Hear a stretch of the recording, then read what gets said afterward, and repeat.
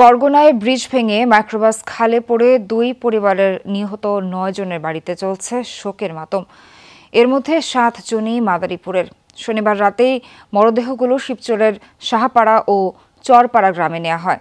পুরো এলাকায় তৈরি হয় শোকাবহ পরিবেশ।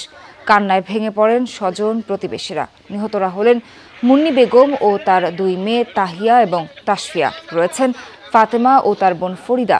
এছাড়া নিহত রাইতি ও রুমির সম্পর্কে মা মেয়ে।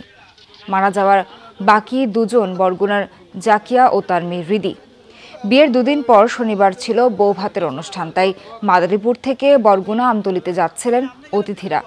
হলদিয়ায় ঝুঁকিপূর্ণ সেতু পার হওয়ার সময় অতিথিদের বহনকারী মাইক্রোবাসটি খালে পড়ে। ঘটনাস্থলেই হয় হতভাগ্যদের মৃত্যু। সাথে সাথে বাস সহ বাইকে গাড়ি সহ ভেঙে বসে হাইট করে আমার কোলে তো আমার বাচ্চা 7 মাসের বাচ্চা।